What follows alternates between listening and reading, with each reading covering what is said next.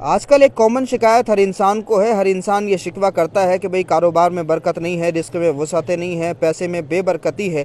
بہت پیسے کمائے جاتے ہیں لیکن پیسہ کہاں آتا ہے، کہاں چلا جاتا ہے، پتہ نہیں چلتا۔ تو اس کے علاج کے حوالے سے ایک بہت عظیم صوفی بزرگ نے بڑی شاندار نصیحت ارشاد فرمائی ہے، وہ میں نصیحت آپ کو بیان کروں گا۔ لیکن سب سے پہلے نائب النبی فی الہند خواجہ خواجگاہ معین الملت والدین حضرت خواجہ معین الدین چشتی اجمیری رحمۃ اللہ علیہ کے آستانے کی آپ زیارت کر لیں۔ صبح فجر کی نماز کے بعد کا یہ خوبصورت شاندار روحانی منظر ہے۔ اجمیر شریف سے براہ راست یہ تصویریں آپ دیکھ رہے ہیں۔ سلطان الہند کے روضے پر انوار و تجلیات کی بارشیں ہو رہی ہیں۔ وسیم اس در پہ دولت کے سہارے کون آتا ہے، وسیم اس در پہ دولت کے سہارے کون آتا ہے، وہی اجمیر آتے ہیں جنہیں خواجہ بلاتے ہیں۔ آپ تمام لوگوں کے لیے میری دعا ہے، اللہ پاک سلطان الہند کے دربار میں آپ کو حاضری کی سعادتیں عطا فرمائے۔ تو ایک شخص نے حضرت ابراہیم بن ادھم بلخی سے پوچھا تھا، کہا حضور بڑے پیسے کماتا ہوں، بہت اچھا کاروبار ہے، مگر رزق میں برکت نہیں ہے، پیسے میں بالکل برکت نہیں ہے، بیماریوں نے گھیرا ہوا ہے، بڑی ساری تکلیفیں ہیں، بے برکتی ہے۔ تو حضرت ابراہیم بن ادھم بلخی نے اس سے پوچھا، کہا یہ بتاؤ کیا تم نے کتیا دیکھی ہے؟ تو وہ کہنے لگا حضور دیکھی ہے۔ حضرت نے فرمایا بکری دیکھی ہے؟ تو کہنے لگا کہ دیکھی ہے۔ حضرت نے اس سے پوچھا کہ یہ بتاؤ کتیا زیادہ بچے جنتی ہے یا بکری زیادہ بچے جنتی ہے؟ تو اس شخص نے کہا حضور کتیا زیادہ بچے جنتی ہے، بکری کم بچے جنتی ہے۔ تو حضرت ابراہیم بن ادھم بلخی نے اس سے پوچھا کہ یہ بتاؤ کہ کتیا کی نسل میں برکت زیادہ ہے یا بکری کی نسل میں برکت زیادہ ہے؟ تو اس شخص نے کہا کہ حضور بکری کی نسل میں برکت زیادہ ہے۔ تو حضرت ابراہیم بن ادھم بلخی نے اس سے فرمایا کہ جبکہ بکری کی نسل میں برکت ہے اور بکری کی نسل ساری دنیا میں ذبح کی جاتی ہے، یعنی بکروں کی قربانیاں ہوتی ہیں، بکریاں ذبح کی جاتی ہیں، اس کے باوجود بھی بکری کی نسل میں برکت زیادہ ہے۔ حضرت ابراہیم بن ادھم بلخی نے اس سے پوچھا، کہا یہ بتاؤ کہ بھائی بکری کی نسل میں برکت کیوں زیادہ ہے جبکہ بکری کتیا کے مقابلے میں بچے کم جنتی ہے؟ تو اس شخص نے ہاتھ جوڑ لیا اور کہا کہ حضور آپ ہی اس راز سے پردہ اٹھائیں، آپ ہی یہ فلسفہ سمجھائیں۔ حضرت ابراہیم بن ادھم بلخی نے اس سے فرمایا، کہا معاملہ دراصل یہ ہے کہ کتیا پوری رات جاگتی ہے اور جب صبح نمودار ہونے والی ہوتی ہے، جب فجر کا وقت ہوتا ہے، جب انوار و تجلیات کی بارشیں ہونے والی ہوتی ہیں، تب اس وقت میں کتیا سو جاتی ہے، یعنی ساری رات جاگتی ہے، اور جب صبح رحمتوں کے برسنے کا وقت ہوتا ہے تب وہ سو جاتی ہے۔ اس لیے بچے بھلے ہی وہ زیادہ جنتی ہو مگر اس کی نسل میں برکت نہیں ہے۔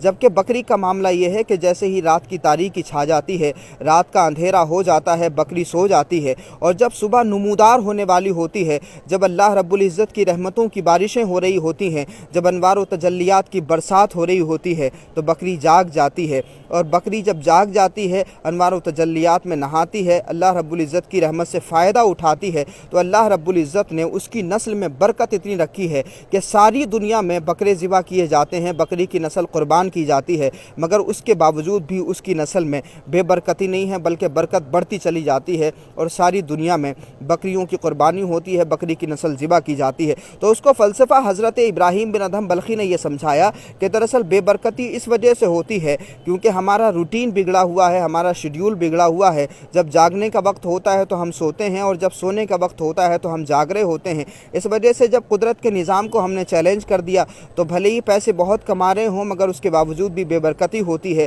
گھروں میں بیماریاں ہوتی ہیں، پیسہ آتا ہے مگر پتہ نہیں کہاں چلا جاتا ہے، کیسے کیسے خرچ ہو جاتا ہے، آدمی پریشان ہے، آمدنی کم ہے، خرچے زیادہ ہیں۔ تو آج کل یہ ایک بڑی کامن پریشانی ہے، ہر گھر میں یہی تنگی ہے، ہر گھر میں یہی پریشانیاں ہیں۔ تو اگر ان پریشانیوں سے چھٹکارا پانا ہے، نجات پانا ہے، تو صبح صبح اٹھنا ہوگا، فجر میں اپنے رب کو راضی کرنا ہوگا، اپنے رب کی بارگاہ میں سجدہ کرنا ہوگا۔ جب انوار و تجلیات کی بارشیں ہو رہی ہوتی ہیں، رب کی رحمت برس رہی ہوتی ہے، تو اس رحمت میں ہمیں بھی نہانا ہوگا، اپنے رب کی بارگاہ میں گڑ گڑانا ہوگا، چاہے جو ہو جائے، جو بھی مشکل وقت آ جائے۔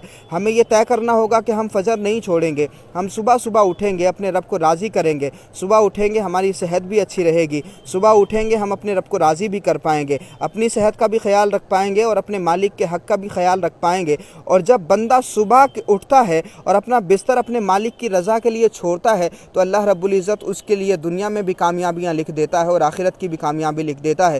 یہ جو نائب النبی فی الہند عطائے رسول خواجہ خواجگاہ معین الملت والدین حضرت خواجہ غریب نواز رحمۃ اللہ علیہ کا آستانہ دیکھ رہے ہیں، یہ سلطان الہند ایسے ہی نہیں 812 سال کے بعد میں لوگوں کے دلوں میں زندہ ہیں، بلکہ یہ عطائے رسول وہ ہیں کہ جو شب بیداریاں بھی کرتے تھے، اور جب فجر ہوتی تھی تو فجر میں اپنے رب کی بارگاہ میں مناجات کرتے تھے، اپنے رب کی بارگاہ میں دعائیں کرتے تھے، التجا کرتے تھے اور اپنی رب کی بارگاہ میں صدائیں لگاتے تھے۔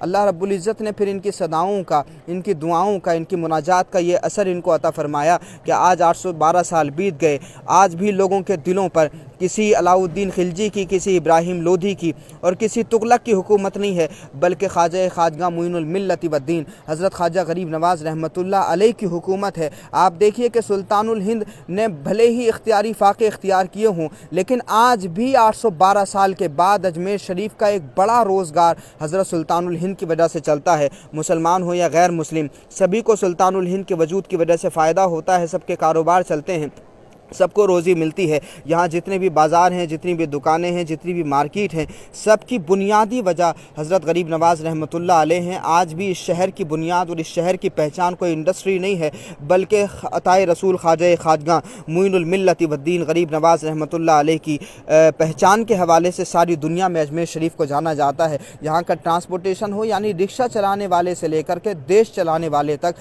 سبھی کو سلطان الہند کے وجود کی وجہ سے فائدہ ملتا ہے اور سبھی کو سلطان الہند کی وجود کی وجہ سے روزی ملتی ہے، گھروں کے چولہے جلتے ہیں۔ تو اگر آپ اپنے رب کو راضی کر لیں، منا لیں، اپنے رب کی عبادت کر لیں، تو نہ صرف اپنا پیٹ بھر لیتے ہیں بلکہ دنیا پھر آپ کے دربار سے فیض حاصل کرتی ہے اور دنیا آپ کے دربار سے پیٹ بھرتی ہے۔ یہ سلسلہ الحمدللہ آج بھی جاری ہے۔ تو ہم صوفیاء کرام کی ذات سے محبت کرنے کے ساتھ ساتھ میں ان کی تعلیمات سے بھی محبت کریں، اور جب ذات اور تعلیمات دونوں سے پیار ہو جاتا ہے تو اللہ رب العزت اس بندے کا مقام دنیا اور آخرت میں بلند فرما دیتا ہے۔ اس لیے ہمیں طے کرنا ہوگا کہ ہم فجر میں اپنے بستر کو زینت نہیں بخشیں گے۔